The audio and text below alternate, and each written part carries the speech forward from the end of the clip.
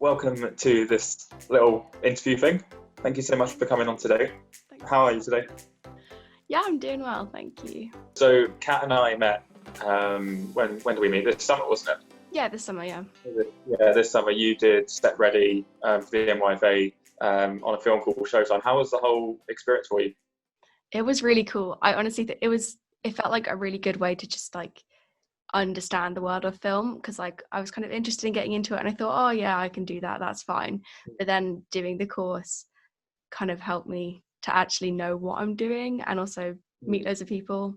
And I don't know, I feel like in the sort of months afterwards, it's kind of, I've been like seeing all the payoffs of like the work that we did during the summer, which has been really nice. It's like carried on. Yeah, that's really cool. I mean, talk to me like kind of how, because Set Ready's changed a lot since I did it 2 years ago. Yeah, I mean, it changed as we did it. How did it work? The whole So doing it for a pandemic. We like got put in our groups around Easter, and then we kind of started working on like pre-production, like on Zoom and stuff, and kind of did like ideas together in a sort of initial workshop session, and then myself and the other writer and the director sort of worked a little bit more on that, and we just kind of did like drafts of scripts over a few months, which is sort of different because previously it had been like in a couple of days. So we had a few months, and then we had 1 week in London where we did filming, and then the post-production started, and then the rest of it has been kind of a lot slower. That week you had in London, is that the week we went to the boat party?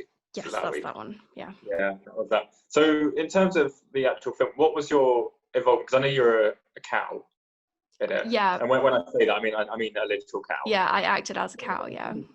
So what was that what you went on as? Was it as an actor, or did you go on? Yeah, so I applied as an actor, and then right in like very early in pre-production, our writer said that she wanted like some help, and so I kind of volunteered because I'd just come off writing a musical, and I sort of wanted to get more into writing. So I kind of got involved with the writing, and that was when I wrote myself the role of a cow, which is every actor's dream, I'm sure. Yeah, and then got more involved with like the music and stuff as it went on. Basically, I just tried to get involved with everything I could. Yeah, no, that's really good. I liked your character as the cow. It was very good method acting. I liked it. Thank you. I mean, how was it? Kind of working with all these people that you've never met before as well. Because obviously, I imagine you knew them all on Zoom and never met them in the flesh until you met them on stage. It was kind of easier than expected. I'd met the director before we went to London because we randomly ended up living 10 minutes away from each other. So we saw each other before London, and I guess it was slightly different for me because I've been writing for these people, so I kind of had them in my brains quite a lot. It felt quite familiar, and we all got on quite well, and just kind of it went really smoothly. I was surprised, but I think people had sort of at that point adapted to working online and then working in person. That's cool. Do you think you'll use those contacts you made on Set Ready to kind of make further projects in the future, do you think? Yeah, absolutely. I mean, I've already started doing that. I mean, we've got you, and then also someone I didn't even work with, but another producer from a different group, I've got in contact with him and sort of talking about other projects with him as well. So that's quite cool. That's brilliant. Now, you were saying earlier that you made a musical this year. So how did that come about? Because I've watched that and it's really, really well done. Did you make it over lockdown? The first one? Yeah, so that was in lockdown number 1. I started making it right as it was announced. So I was still at uni, about to go home for first lockdown. And I just wanted to make like a creative project. And so I basically messaged everyone that I knew from uni, from home, from like my youth theatre and school and stuff. And basically just said, hi, I want to make a musical. Do you want to do it with me? And then over like 2 months, I think, myself and some other people like wrote the music, wrote the script, and then filmed it and made it. Yeah, that was good. Was it difficult to make? It was logistically complicated. I think because I had like quite a clear idea of what I wanted it to be. Like it wasn't necessarily that difficult. It was just very complicated because with it being a musical, I had to send the actors the music. They had to record their vocals, send it to me. I had to edit the music and the vocals together, send it back to them so they could film themselves. So it was just a lot of organization. Yeah, that was very cool. I tell you what I liked about it was, I mean, your film is what gave me inspiration to make mine. Now, and it was kind of because it was the very first lockdown. I don't know about you, but I was, well, obviously not the same as you because you make this film, but I was very unpractical in terms of filming stuff, and I didn't really get a lot done or anything like that. And then kind of watching your film sort of gave me thinking, actually, do you know what, it is possible to make a film during a lockdown, during the pandemic. So like, what advice do you give people like who are maybe not feeling that creative at the moment? That's a really good question. I mean, I kind of had a bit of help because my university started like an online program for like theatre and stuff. So there was kind of the platform and like the motivation, because I knew that I had a deadline that I was working to. So that was really helpful. But I mean, honestly, for me, it was just kind of about finding the ways that I could work for myself, because I knew that I wanted to do something, but I didn't want to do something huge. So it was kind of like finding like the range of activity that was kind of adapted to how I was feeling at the time.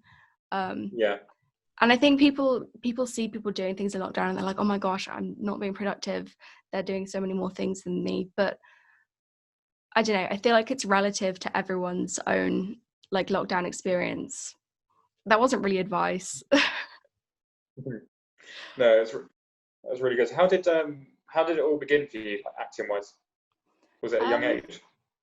Kind of. So I never really, I mean, I've always enjoyed like drama classes and stuff, but I guess just GCSE drama, I actually started doing it properly. And then I did a like youth theatre stuff in my local town. And then through that, I met some really good like producers and stage manager and director and writers. And from that, I've sort of done more theatre like outside of the kind of youth organisation school things. So through those people I met in my youth theatre, I did like a national tour for Fringes, and I've done like other shows, and that's kind of how I got more into looking at acting as like a serious thing rather than just like school shows. Yeah, that's really cool. So what do you want to do in the future, like once this is all over? I know that's a big question, and I sound like someone from NIFA right now. Like, where do you want to be in 5 years? But like, what's like the future goal? I mean, I sort of have like two futures that I can see for myself at the moment, and the first one is, as long as the arts industry doesn't collapse, it's kind of going into like film and theatre, working more on the kind of creative side, so like music side, writing side, with like acting in the gaps, just because I really enjoy it. But I think at the moment I enjoy creating more. But then otherwise, so I do BSL, which is British Sign Language, so that's the kind of other direction I see myself going in. Was it you were telling me on the podcast, was someone in your family, like your mum or something, has a hearing impairment? Yeah, my mum is deaf in one ear and she doesn't know sign language, but that was kind of like my motivation for learning. And ideally I'd love to like combine the two, so sort of work as like an interpreter within like deaf film and that kind of thing. That would be really cool. Yeah, because it got me thinking when we were talking about this, and it was kind of like, I suppose like things like subtitles now you don't really think about, do you? Unless you have, like with me, it's a vision impairment, so it's always kind of thinking down that route. But when I never think of the opposite with hearing, and so now it's even like kind of when I'm making films now, I always kind of have the back of the mind, maybe should add subtitles so people with hearing impairments can. I think lockdown kind of increased the awareness, because there was obviously wearing masks is difficult for people who are deaf, and then like weirdly I found a lot of awareness like on TikTok, people starting adding captions to their videos, and like I've seen a lot more captions in places recently, which is really cool. It's definitely a good kind of area to explore as well, and it's kind of even more so now. I want to in the future explore films that go on the theme of that as well. So kind of, I mean, one of the films we made last year, Mino, was a silent film, so you didn't have to be able to hear to watch that film. The protagonist in that film was deaf. So it is a good avenue to explore. I think you can make some really creative content with it as well. It forces you to be more creative if you have to think about these things. And films like A Quiet Place, like I love that film so much, and it's so amazing because it's based around the whole idea of hearing and everything. Yeah, no, it's really, really cool. Now, what's awesome as well is that you're not just an actor or creator as well. You sing, which is really cool. So you had an EP come out this year called A Room Full of People. Now, how did that come about? So because I've that listened to that many times. So I love it. thank you, Big fan getting of those that song. streams. Yeah. That was kind of a combination of a few things I'd been working on before, and also like lockdown, I guess, again. So I started writing some songs for that in like 2017. Quite a while ago. Yeah, so I wrote Tiptoe, which is one of the songs, which is like more of a choral based one for a school choir to perform. And then in the kind of years after that, and I took a year out from university, and in that kind of year I wrote a lot of the other songs. But then in lockdown, after I'd finished my musical, I kind of had this like void of creativeness that I just wanted to do something, and so I just kind of worked on these songs and got my friends to sing like gang vocals and stuff, and just kind of produced it over lockdown and then released it on Halloween. That's really, really cool. No, I loved it. Now, the particular song I want to talk about is Dancing with Ghosts, and that is the actual official song we're using for our film. So thank you so much for giving us access to use that song. Yeah, of course, So it's exciting. in terms of that one, how, because I love the lyrics, but what's the story behind that song?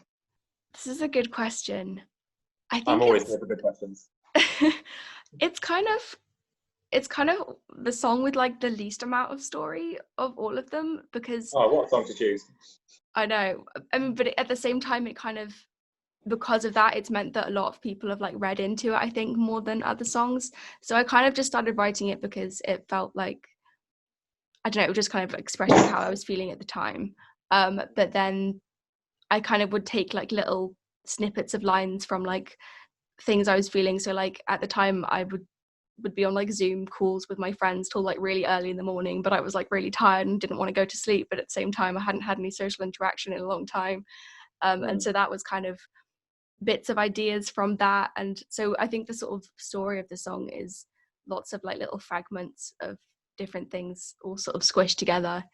That's so cool. Now, it's weird because like music's, I play a lot of things, I play piano, I play drums, play a little bit of guitar, but I honest to God don't know where to begin when it comes to writing your own music. So I can do like, covers. How do you go about like writing a song? Is there like a structure, or is it like a mood thing? Sometimes. So I have like a notepad on my phone where I just write down random lyrics, and sometimes it's kind of driven by that. Like I have a lyric that I really want to make into a song, and so I'll just keep playing around with that until I find something that fits. And other times I'll just be like sitting down on a piano and find like a chord sequence I like. But stuff like Dancing with Ghosts, like that, I use a music software to write my music. And so there's a lot of really cool sounds on there. And a lot of the time it's just playing with sounds. And if I hear something I like, then I'll start singing a melody, and then I'll just add a harmony, and then I'll have a verse, and then it just kind of goes from there. So it's all quite loose. That's very cool. Yeah. It's like a jigsaw. Yeah, definitely. So in terms of kind of going forward with acting, do you think you'll do anything more to kind of do with organizations like NIFA or anything, or do you think you'll kind of stick more to your independent kind of filmmaking? Because it's very clear that you can, make your own films without any organization to back you up. I think I'm kind of, because I'm still in university for another year and a half, so like I'm here, and like there's not a lot I can do outside of that. So I'm kind of trying to use the next couple of years to like learn as much as I can and do as many things as I can with the like opportunities I have. So doing stuff like I would probably want to apply for like summer shorts and stuff with NIFA, and like maybe do like a movie musical thing linked with NIFA, because there's been Rob's told me to that now. You have to make so that's probably something I'll keep in the back of my mind. But then also at university, I'm at Cambridge, there's a kind of growing film community, so I'm going to try and make a few shorts with the people at Cambridge, so I can like come out of university with like a kind of good body of work behind me and like ready to sort of go into the industry properly. That's the kind of hope.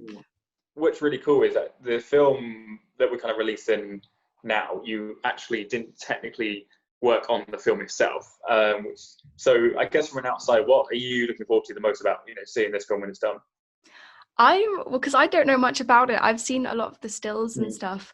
I'm just really interested to see like the context of everything, because they're quite like emotive stills. And I mean, I know from doing a lot of stuff in my bedroom and like self tapes and stuff, it can be difficult getting that kind of like emotion going when you're just yourself and four walls.